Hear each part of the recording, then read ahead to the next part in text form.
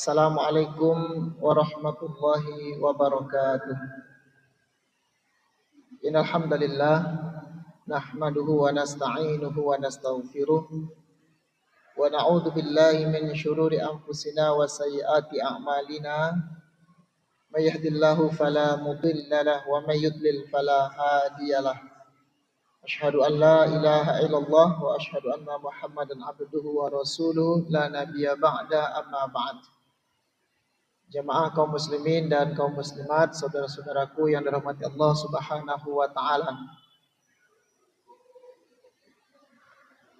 Dari sekian banyak manusia, hamba-hamba Allah, maka Allah pilih kita untuk memudahkan beribadah, melaksanakan salat zuhur secara berjamaah. Tidak semua orang yang mendengar azan itu dengan mudah meninggalkan kegiatannya dan bisa langsung masuk masjid. Nah, salah satu dari antara yang disayangi Allah adalah alhamdulillah kita termasuk kita pada hari ini.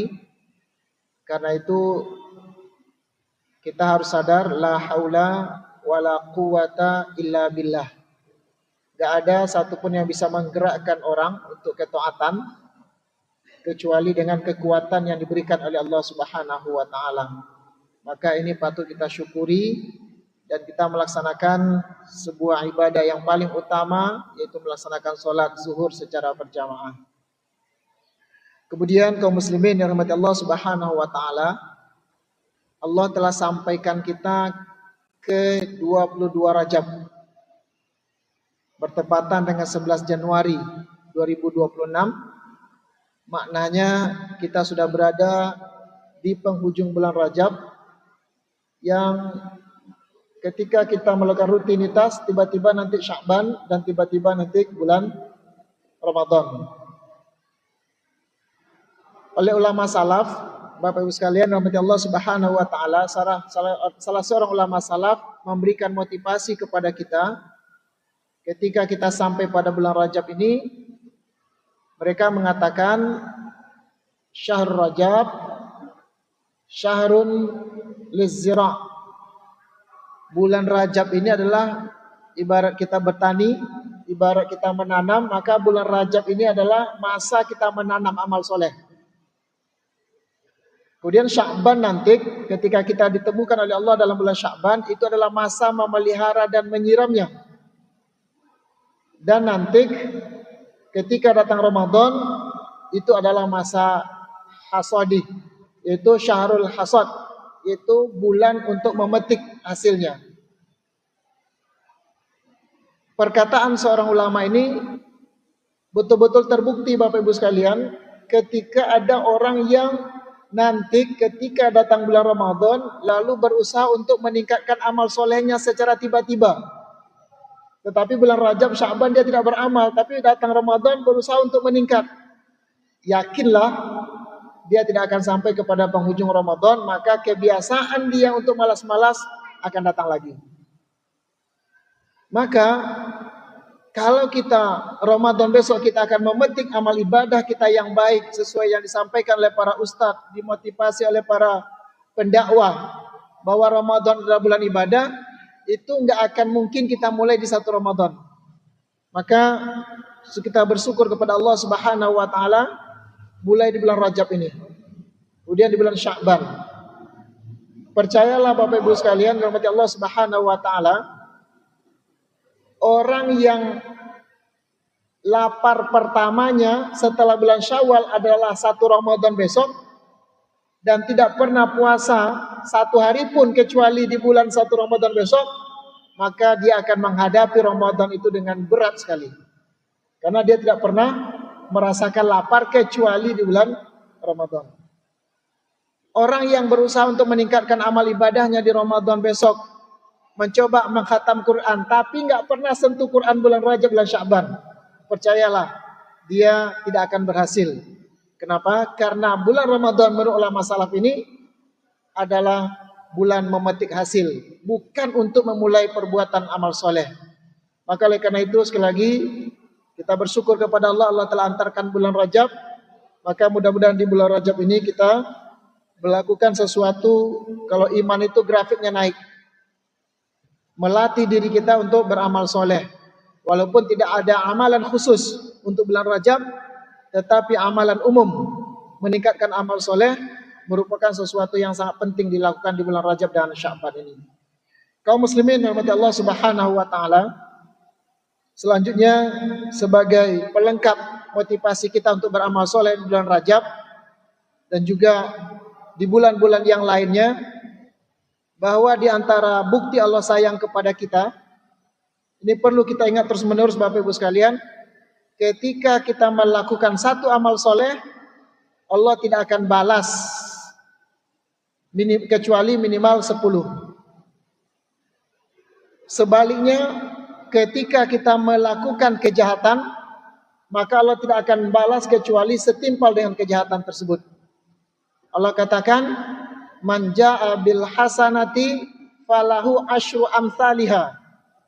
Barang siapa yang membawa kebaikan, amal soleh, maka dia dibalas minimal 10 kali lipat. Wa man jaa bis sayyi'ah, tetapi siapa yang punya amal kejahatan tidak dibalas kecuali dengan setimpal. Ini adalah bukti kasih sayang Allah Subhanahu wa taala kepada kita. Maka mari kita manfaatkan kasih sayang Allah ini, di mana Allah akan balas kepada kita setiap kebaikan minimal 10 sampai 700 kali. Bahkan yang hebat lagi dalam Islam ini, ketika kita berniat melakukan kejahatan, itu tidak akan dicatat oleh Allah sebagai kejahatan sebelum perbuatan jahat itu betul-betul kita lakukan. Tetapi untuk kebaikan, walaupun kita bertekad saja, berniat saja melakukan kebaikan, walaupun kebaikan itu belum bisa kita lakukan, maka tetap dicatat kebaikan di sisi Allah Subhanahu wa taala. Hal ini seperti yang didalilkan dan berdalil dari hadis Rasulullah sallallahu alaihi wasallam yang dibawakan oleh Abu Hurairah. Qal yaqulullah, Abu Hurairah berkata, dan Rasulullah sallallahu alaihi wasallam bersabda, Allah berfirman, "Idza arada 'abdi ayyamala sayyi'atan fala taktubuha alaihi hatta ya'malaha." Apabila seseorang bertekad, berniat, terdorong untuk melakukan kejahatan, maka dia tidak akan dicatat sebagai kejahatan kecuali betul-betul dia sudah melakukannya. Fa in amilaha faktubuha bimithliha. Kalau dia sudah berniat kejahatan lalu dia betul-betul melakukan, maka dicatat satu kejahatan yang dia lakukan. Tetapi ketika dia berniat lalu tidak jadi melakukan kejahatan, maka dicatat sebagai satu pahala atau kebaikan pada dirinya. Inilah yang menjadikan kita terus menerus untuk mau berlomba-lomba melakukan kebaikan, karena satu kebaikan akan dibalas oleh Allah Subhanahu wa taala dengan beragam pahala. Tetapi kaum muslimin yang dirahmati Allah Subhanahu wa taala, selain kita tahu bahwa satu kebaikan dibalas minimal 10 sampai 700, jangan kita terlena. Jangan kita mengandalkan kebaikan saja. Sebab ada beberapa amalan yang harus kita hindari, terutama di bulan Rajab ini. Kita hindari supaya kita tidak terjebak kepada amalan yang bisa menghilangkan pahala itu secara sekaligus. Walaupun amalan kita banyak, tetapi bisa dihilangkan sekaligus oleh Allah Subhanahu wa taala. Dan ini sekali lagi di bulan Rajab harus kita ingat, jangan pernah kita melakukan sesuatu yang bisa menghilangkan pahala tersebut. Yang pertama, Bapak Ibu sekalian, yang akan bisa menghilangkan pahala kita dalam amalan soleh kita, yang pertama tentu adalah syirik kepada Allah Subhanahu wa taala. Dan ini sudah pasti, siapa yang syirik, terutama syirik kecil, apalagi syirik besar, maka kebaikannya akan dicabut oleh Allah Subhanahu wa taala. Maka di bulan Rajab ini yang paling baik adalah kita bertaubat kepada Allah Subhanahu wa taala supaya kita tidak terjatuh kepada kesyirikan tersebut. Yang kedua, Bapak sekalian rahmati Allah Subhanahu wa taala, yang harus kita hati-hatikan di bulan Rajab adalah menzalimi orang lain. Melakukan penganiayaan terhadap orang lain. Sebab ini berbahaya sekali, merugikan orang lain. Baik merugikan nama baiknya, mengambil hartanya tidak halal, menumpahkan darahnya, dan lain sebagainya, bahkan meribahkannya. Maka hati-hati, jangan kita sudah merasa terhitung banyak amalan, tetapi nanti karena kita suka menyakiti saudara kita dengan kezaliman yang kita lakukan, maka amalan kita tersebut akan tidak diberikan ganjarannya oleh Allah Subhanahu wa taala alias dihapus. Kemudian yang berikutnya harus kita hindari setelah kita melakukan amal soleh adalah al-ujub, yaitu merasa semua amalan kita ini sudah diterima oleh Allah Subhanahu wa taala. Merasa kitalah yang terbaik, itu hati-hati. Maka para ulama mengajarkan kepada kita supaya kita tidak ujub. Apa caranya? Caranya adalah bayangkan setiap dosa yang kita lakukan pasti diterima oleh Allah. Tetapi kebaikan yang kita lakukan belum tentu diterima oleh Allah Subhanahu wa taala. Maka dengan waktu itu tidak boleh kita berujub kepada diri kita sendiri. Ulama salaf selagi mengajarkan kepada kita bagaimana kita serius dalam beribadah. Salah satunya adalah anggaplah ibadah tersebut ibadah terakhir dalam kehidupan kita. Maka sahabat selalu diingatkan, kalau kita sholat, kalau sahabat mau sholat diingatkan oleh Rasulullah, wahai sahabatku, kalau kalian sholat, maka sholatlah seakan-akan ini adalah sholat terakhir. Kalau kalian sholat, anggaplah ini sholat yang terakhir. Dengan demikian, insya Allah akan serius kita melaksanakan kebaikan kita, melakukan sholat kita. Demikian juga nanti ketika Allah antarkan kita kepada Ramadan, antarkan kita bulan Ramadan setelah Sya'ban. Satu hal yang perlu kita ingat adalah, anggaplah nanti Ramadan itu adalah Ramadan terakhir bagi kita, yang dengan demikian insya Allah kita akan mengisinya dengan sebaik-baiknya.